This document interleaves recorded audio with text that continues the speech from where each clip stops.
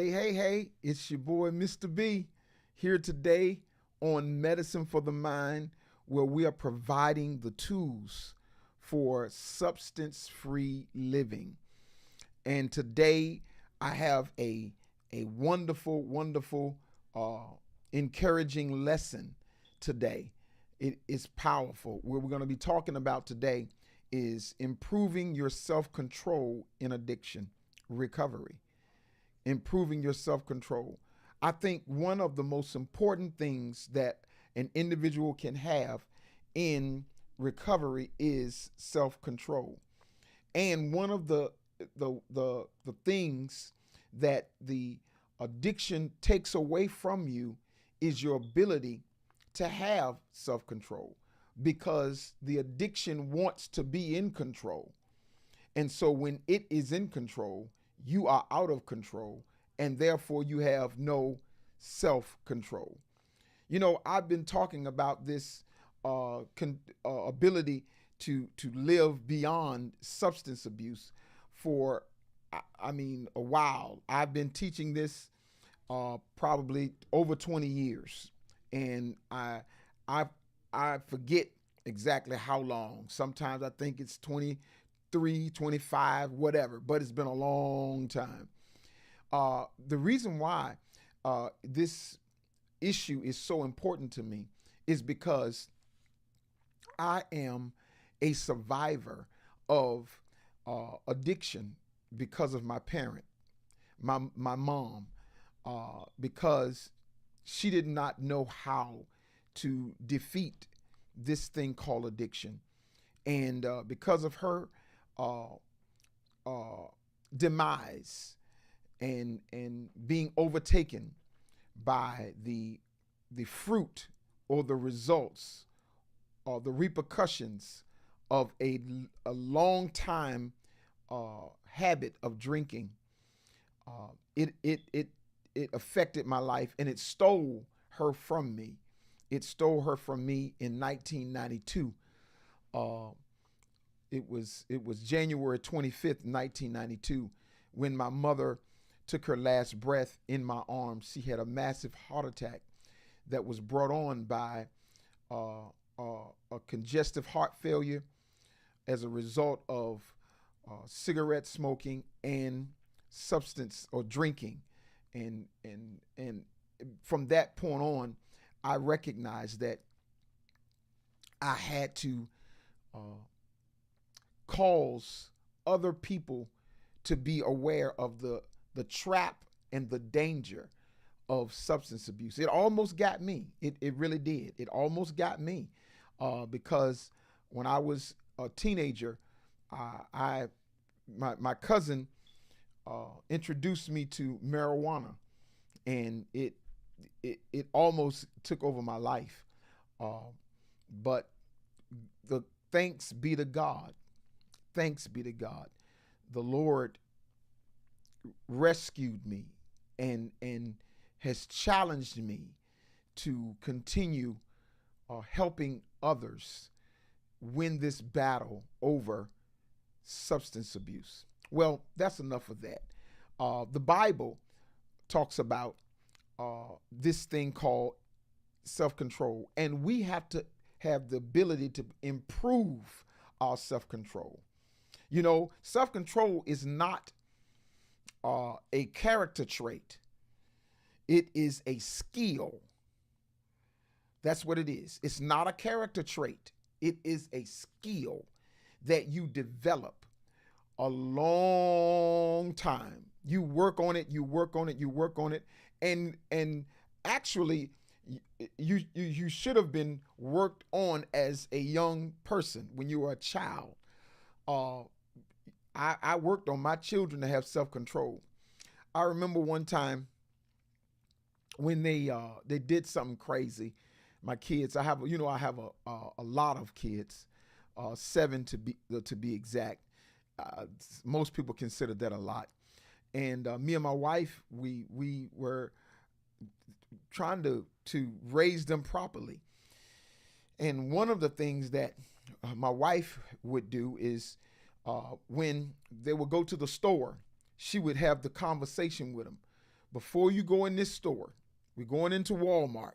Before you go in here, I don't want no plan. I don't want you to touch anything that's on the shelves.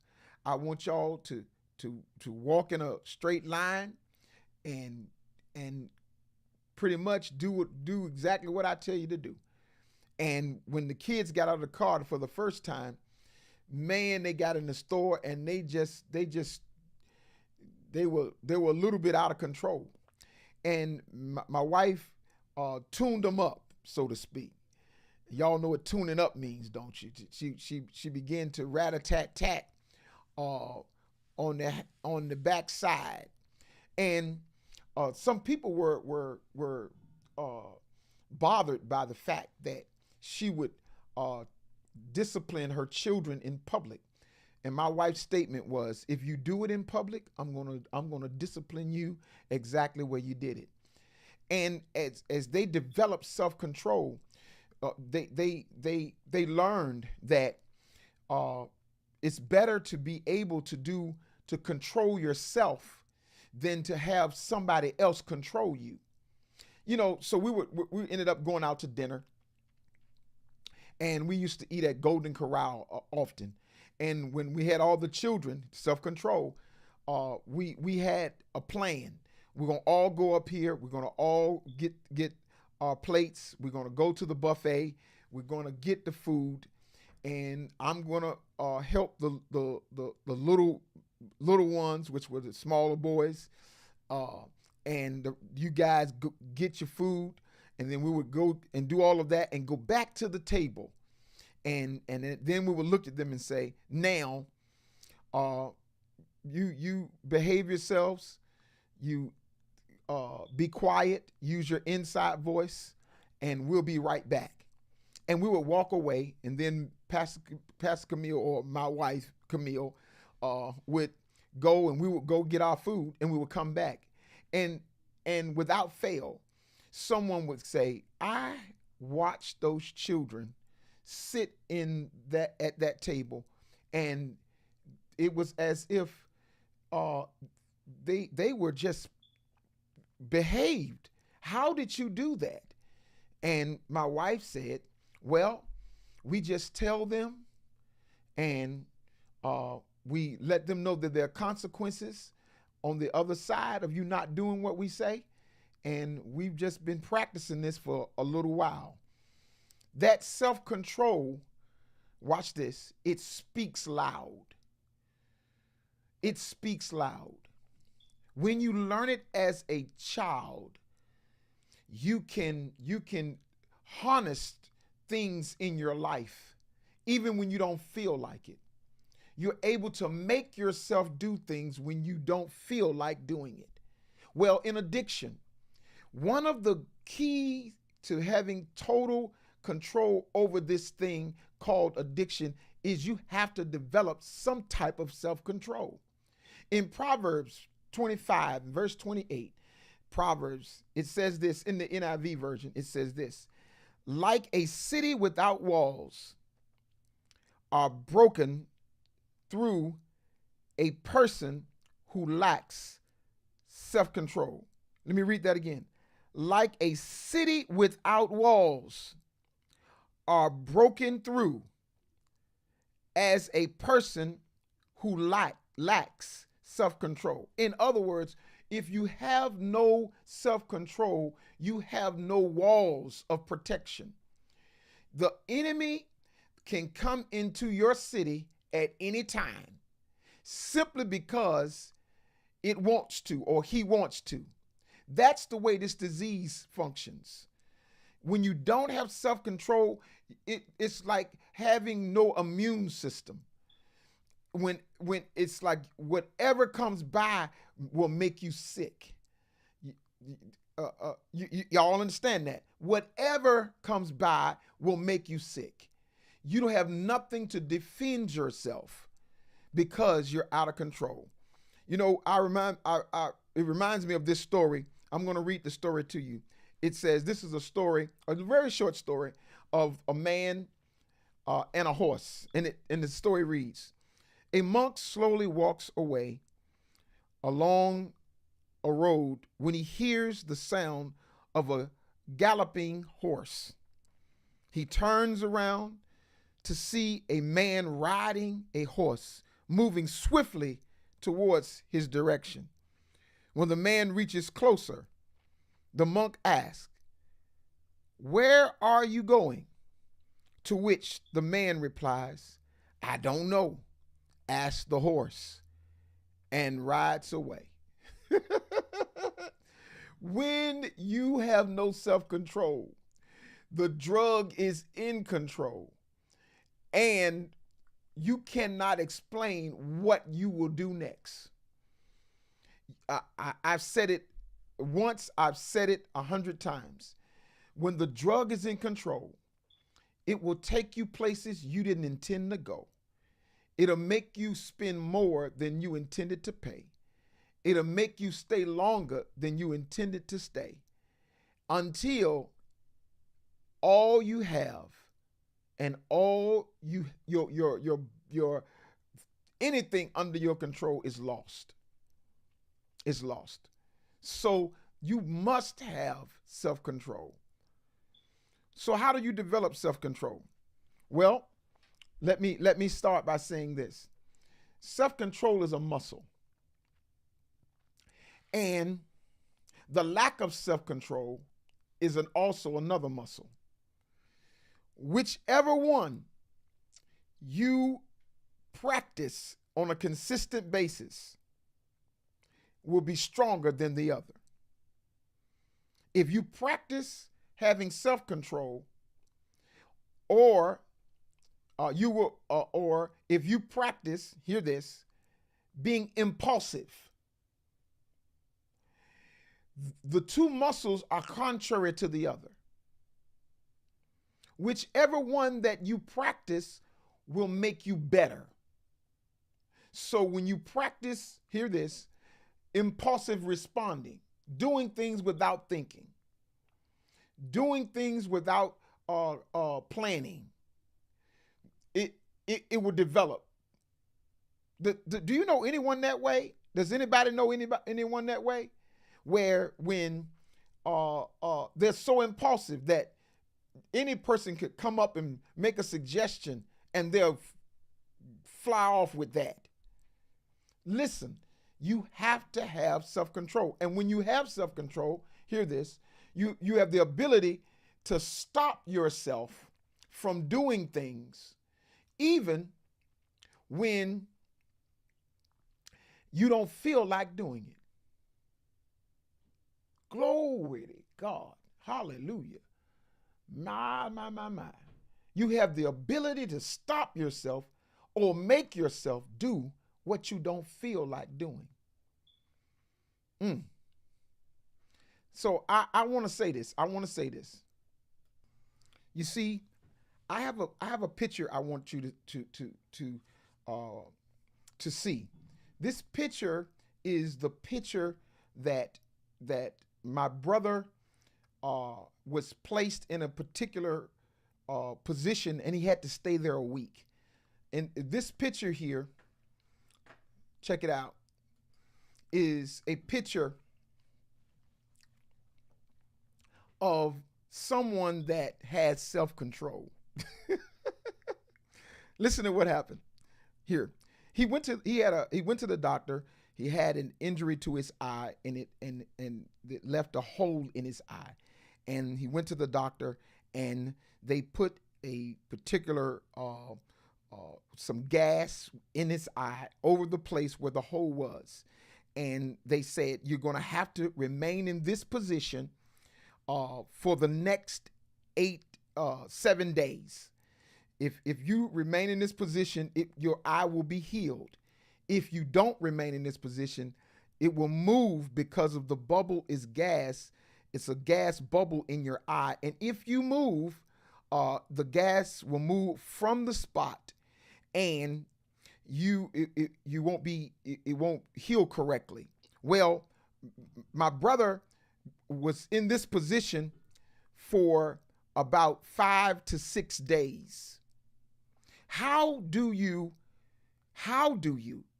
stay in this position? I know he had urges to want to move. I know there were things going on when he had to go to the restroom. He had to bow down in this a similar position for 7 days, but he was in it about 6 days, 5 to 6 days. How do you do that?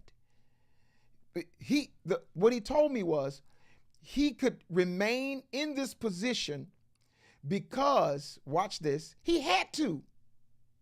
If he wanted his eye to be healed, he had to stay in that position.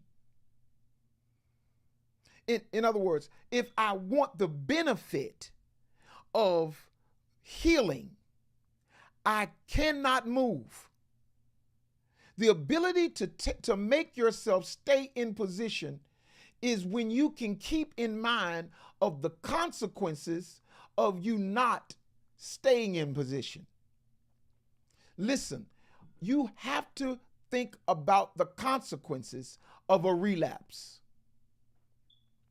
If you think about the consequence of a relapse, let me tell you, it will keep you from relapsing and give you the determination to remain in control. Hear this.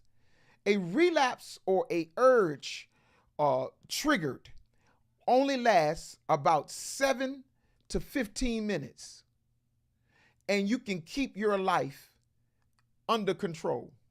So what you're telling me, sir, is that if I can just keep myself and control myself and distract myself from the urge to want to do this and develop this muscle called discipline and self-control, I could keep my life from being tore up, influenced, ruined for the next 2, 3, 4 years, 5 years, or even lose my life.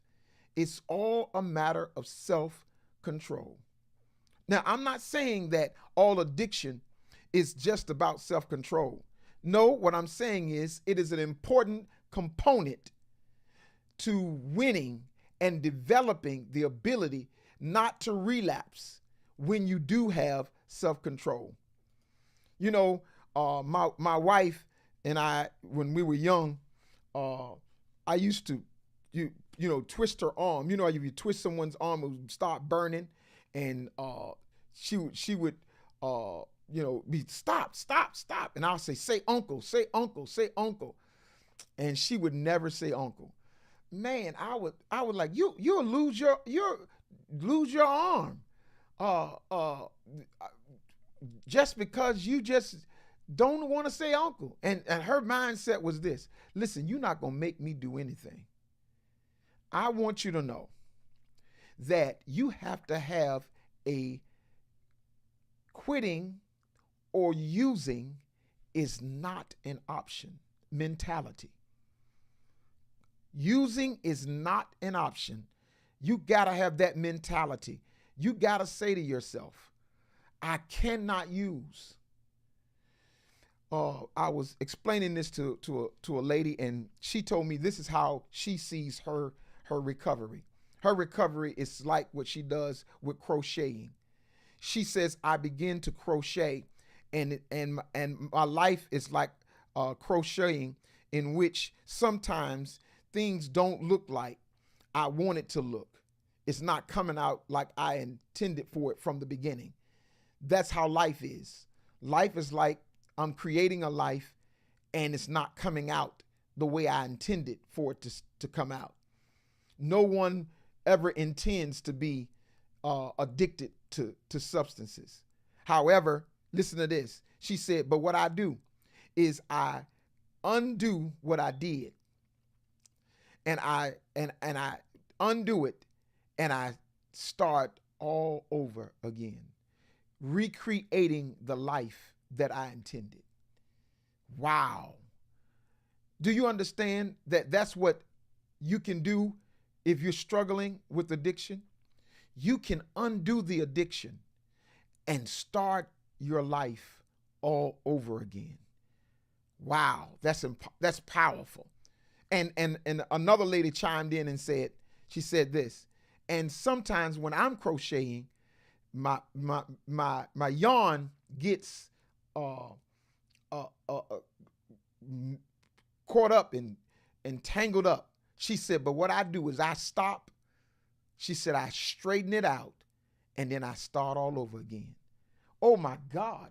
I thought about, wow, listen to this revelation that when you're in life and you are going through a struggle, you can just stop, undo it, or take the knots out and start all over again.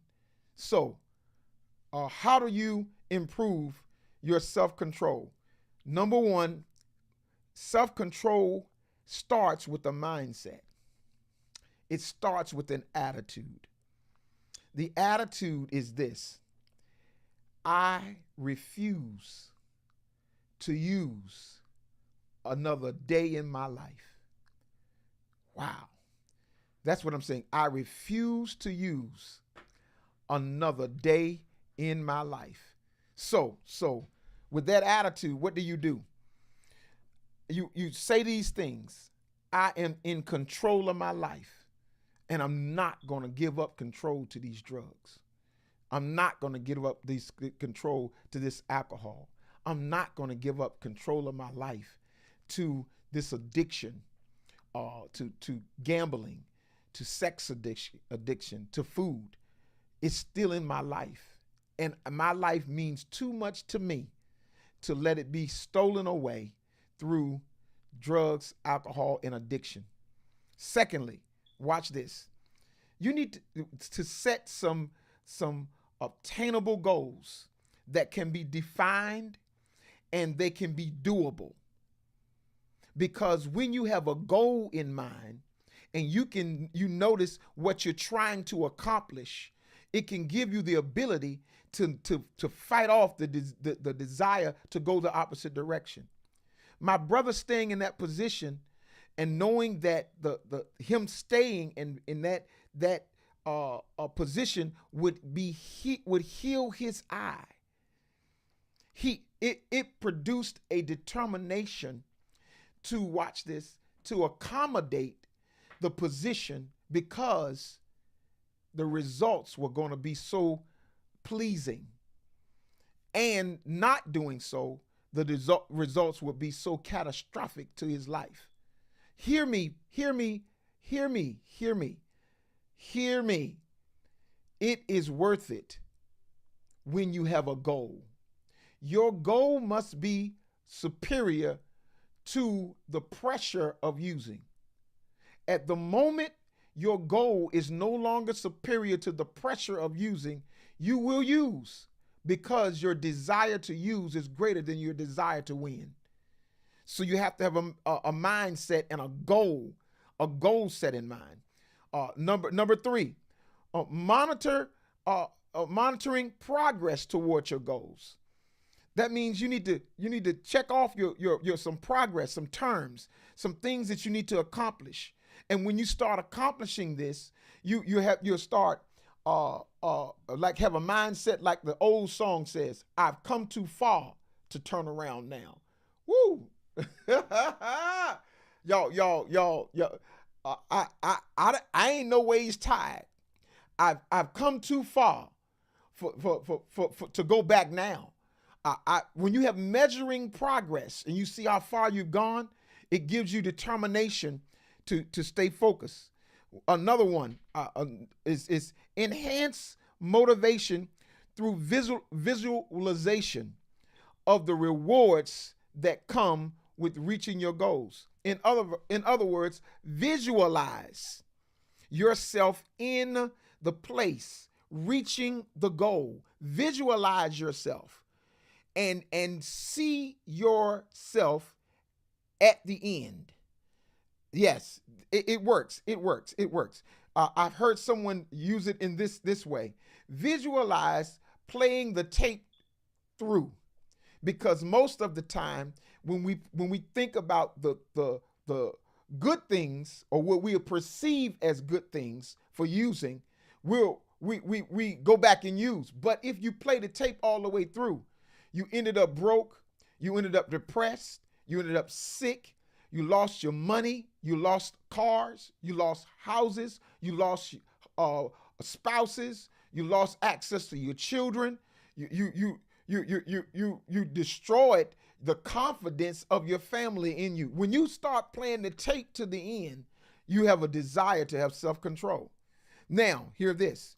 We must build a stronger self-confidence. You have to believe you can do it. So do some when you have those little goals are supposed to build self-confidence. That's what it's supposed to do. So when you feel like you accomplish one thing, you feel like you can accomplish another. You know, one of the things that my wife probably is a little bit frustrated with me is when I'm driving somewhere, I'm always asking how many miles we got to go. I'm looking for a sign, because as soon as I get past one sign, I look forward to seeing the next sign. And I don't even like to stop to go to the bathroom. Y'all don't hear me. Come on. I don't even like, because when I got my attention focused on reaching a certain place, I want to get as much miles behind me as possible. Listen, set some small goals, and when you accomplish them, you will become more confident that the action, or that you're going to reach this. And then the last thing I want to do. The last thing I want to say to you, remove temptations and triggers. If you got to have something that is not working against you. Think about this. If you struggling and then you keep the struggle right there in front of you, that you bound to lose. I mean, you're preparing to lose. Remove those temptations.